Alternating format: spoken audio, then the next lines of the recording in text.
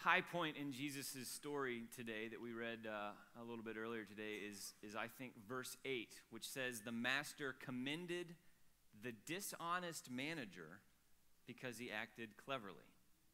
Now, if you're familiar with, if you know any of Jesus' parables, then you know that the gospel message usually shows up in that unexpected twist, that thing that we can't really see coming. We can't always anticipate where Jesus is leading us, and often when we get there, we're surprised because the good news of the kingdom of God rarely looks and sounds like the good news of this world.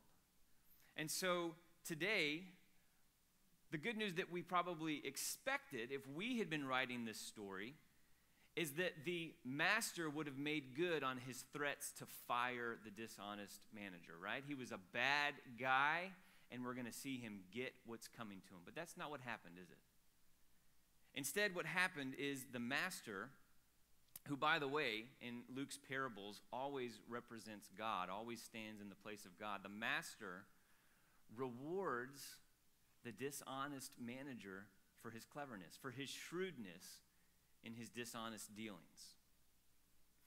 I remember once when I was a kid, about 7 or 8 years old, I stole some money from the secret place where my dad hid small bills, like 1s and 5s, stuff like that. And he kept them in this big orange pumpkin bucket that was hidden in the back of his closet. And it's probably still there this morning. If you're hurting for change, I can tell you where to get some.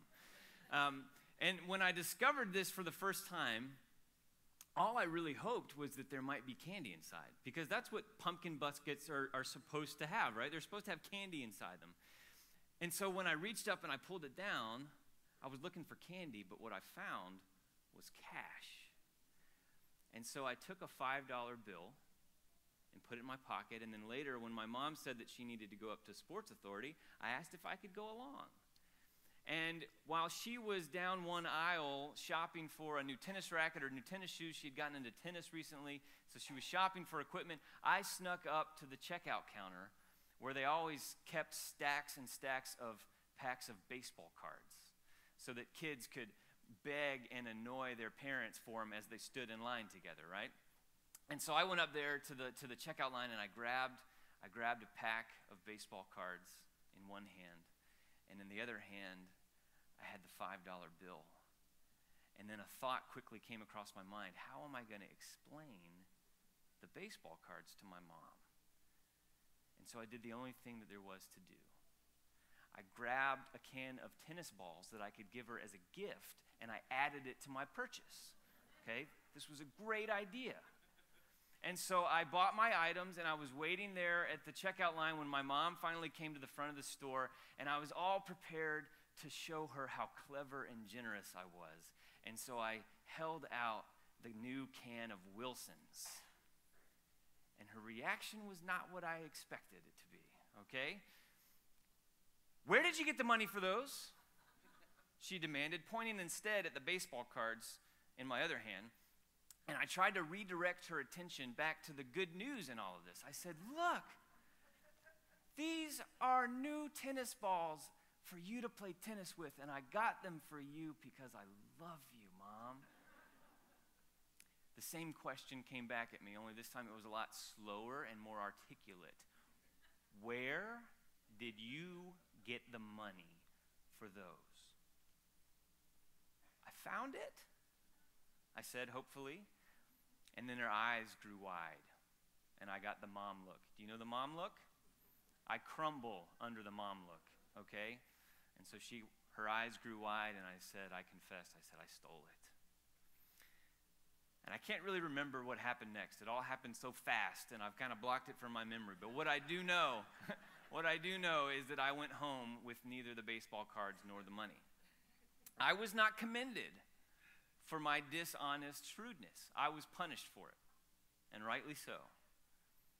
But the manager in our story today is rewarded for his dishonest cleverness, which kind of makes me think that if you're looking for a lesson in morality, sometimes Jesus isn't the best place to start. Because I think much more than morality, what Jesus is on the lookout for is transformation. Okay, more than the strict and right obedience to rules, Jesus is looking for the right orientation of our hearts. And in the Gospel of Luke, always, always, always, the right orientation of hearts is outward. So consider the transformation that happens in our lesson today, right? We have a landowner who hears that his manager has been wasting the estate. Now, there's no proof or anything, right? These are just rumors that he's hearing. So he calls the manager into the house and he says, I'm hearing some things. Why don't you tell me what's going on? Can you show me the ledger? And if it looks like the rumors are true, I'm going to have to fire you. Now, judging by the manager's reactions, it sounds like the accusations were probably true, because immediately he starts to panic and he starts to get desperate. How is he going to survive? How is he going to continue living after he loses the job? What should I do? He says to himself, what should I do? And it's this question that sets the manager's transformation into motion. Now, if you have never managed property for a wealthy landowner before, let me kind of walk through what it would have looked like most of the time in Jesus' day. There were landowners, okay, who owned everything. It's not like you were living in a time where every citizen, had the chance of owning a home and having a backyard, and everybody owned a little piece of land. There were a few landowners who owned everything, huge tracts of land, okay? They had it all, and if you wanted to live and to work on the land, you could, but you had to give a portion of whatever it was you were producing to the landowner at the end of each month. And so if you decided you were going to use your land to grow olive trees, you had to give olive oil to the landowner at the end of every month. If you had wheat growing, then you had to give bushels of wheat to the landowner. And the manager's job was to write up the contracts and then to collect the payments and to make sure that everything was running smoothly and fairly. And what was probably happening in this story was that this dishonest manager was cooking the books a little bit, either by overcharging the tenants and pocketing the rest, or by stealing a little bit from himself, and then when he gave the money to the landowner saying, I don't know what's wrong with these tenants, but none of them can pay what they're supposed to pay. They're all awful. Everybody's short every single month. This is what he was doing to pad his pockets and to continue living his life. The manager's deepest commitment, it seems, was to nothing and to nobody but himself. Okay? The way that he provided for his needs and increased his comforts was to cheat his clients and to lie to his boss, was to abuse the people that he had been put in charge of supervising and working with, and deceiving the one who had made him a steward and who had given him the work to do. And when he finds out that all this is about to be taken away, he starts to panic. He gets a little desperate. He says to himself, I don't really have any skills. I'm not going to dig. I'm too old for that. And I'm sure as heck not going to beg for food the rest of my life. What am I going to do? And what he determines is that the only way to maintain his commitment, which is basically to see that he continues to be alive and well, is to drastically change the way that he's interacting with the tenants. Okay? What he ends up doing, purely for the sake of self-preservation, is he develops new and different relationships with his neighbors. And so one by one, he brings the tenants into his office, and one by one, he takes the contracts that he had written up with the tenants, and he tears them to pieces, and he writes new ones. And he says, you used to owe 900 jars of oil, is that right? Let's make it 450. And you used to have to pay 1,000 bushels of wheat, is that right? Why don't we make it 800? How would that suit you? How would that feel? Of course, it felt great, right? I mean, these tenants would have been overjoyed. They're having their payments slashed as much as 50%. They would have walked away from there going, man, what a guy. What a generous guy. You know what we should do? We should invite him over for dinner next weekend to say thanks. That's what the manager was banking on, right? He knew, I'm going to have to rely on the kindness of others at some point. Maybe I ought to start being kind to them while I can. Of course, what he didn't tell them was that the only reason he was able to decrease their payments was because he was no longer going to be skimming off the top and stealing from them, right? He kind of leaves that part out a little bit. But the unexpected part here, the twist in this story, is that detail didn't seem to matter too much to Jesus in the telling of the story, did it? All that really mattered to Jesus, apparently, was the transformation that happened in the way the manager was living his life. Because beforehand, he had used his cleverness just for himself. It was just about him. But now everyone who lives on the master's land is benefiting from the manager's actions. And apparently, that was enough to please the master. That was enough to save the manager. It's a weird story. It's one that I wrestled with all week. Dishonesty and deceit are not qualities that we're usually quick to find praiseworthy, right? Or at least we tell ourselves we're not supposed to find those praiseworthy. It's not stuff that we would think Jesus would be heaping commendation upon. But I don't think that that's what Jesus is highlighting. I don't think Jesus is honoring him for his dishonesty and deceit. I think ultimately what Jesus is saying is this is a story about someone who was living selfishly, who was living dishonestly, and one day he discovered that way of living was a dead end, that wasn't going to get him anywhere. And so when it came down to it, when it came down to how he was going to preserve his own life, what the manager eventually discovered was the best way for him to do that was to begin acting in ways that were going to preserve other people's lives as well. What should I do? What should I do? What should I do? What should I do? Well, what he did was he forgave the debts of others. Does that sound familiar? Does that ring any bells?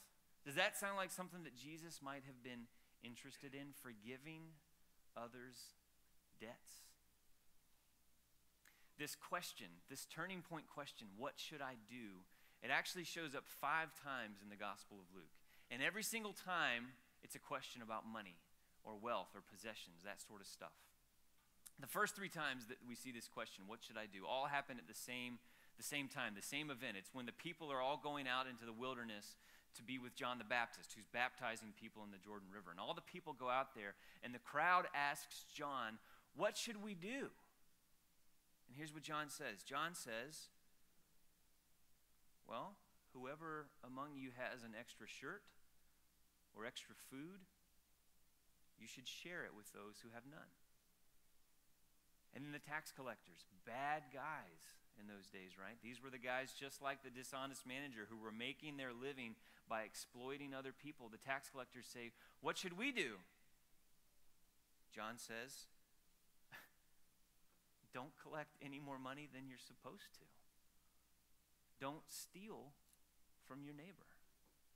And then the soldiers, what about us? What should we do, John? John says, don't cheat anyone and be satisfied with your income. And then in our story this morning, the manager asks and answers that question for himself. What should I do? What should I do? I'll forgive other people's debts. The only time that this question is answered incorrectly is in the parable of the rich man who had too many possessions to fit inside his barn. Do you remember this story? And he's got all of this stuff, and it doesn't fit in his barn. And he says, well, what should I do? What should I do with all of this extra stuff that I have? What should I do? I know what I'll do. I'll tear down these small barns, and I'll build bigger ones. And then I can eat and drink and enjoy myself.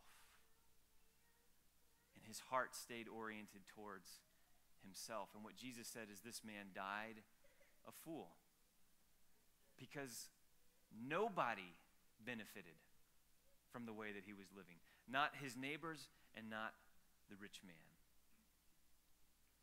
Now it's true in this story that the dishonest manager was only looking to preserve his life.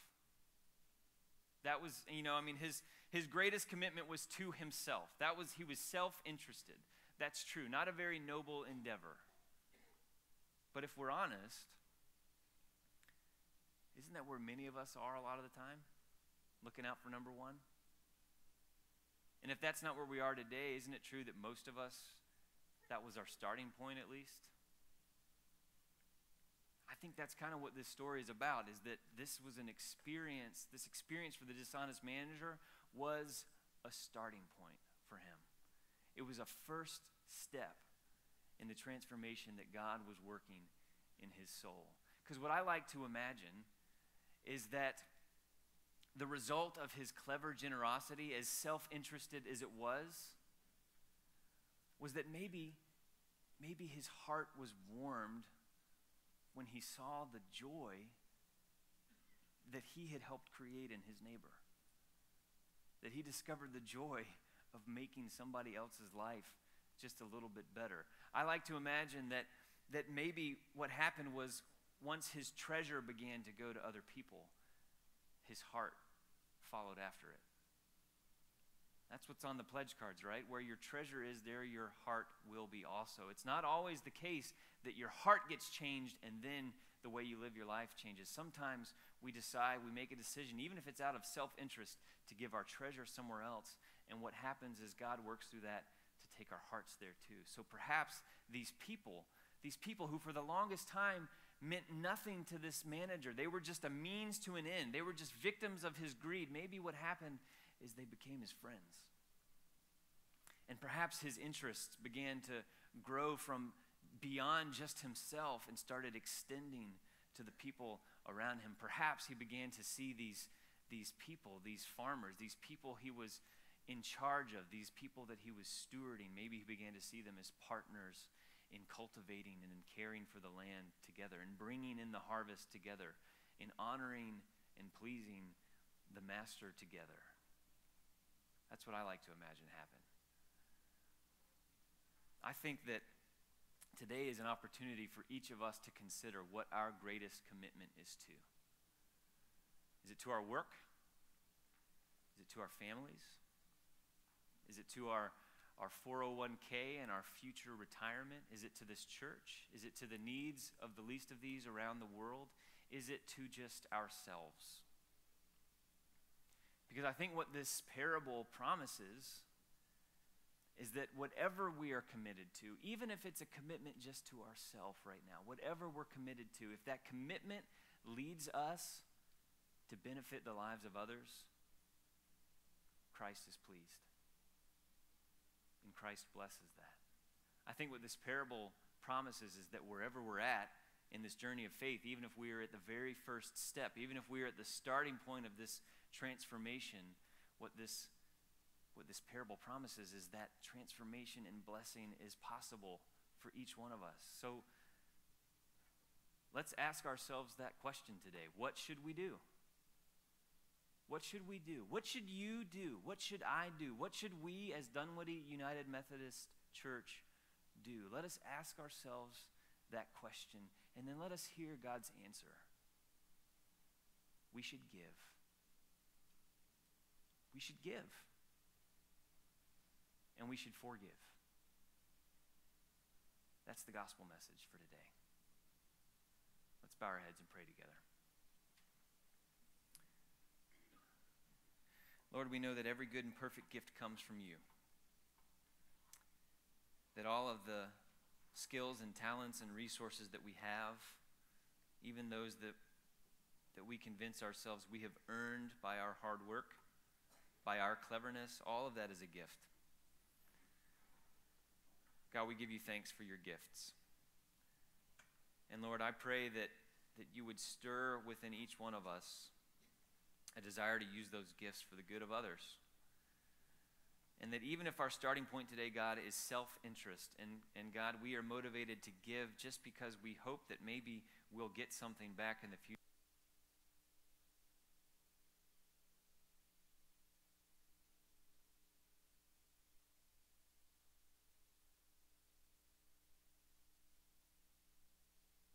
And work within the life of this church so that we may know of your blessing.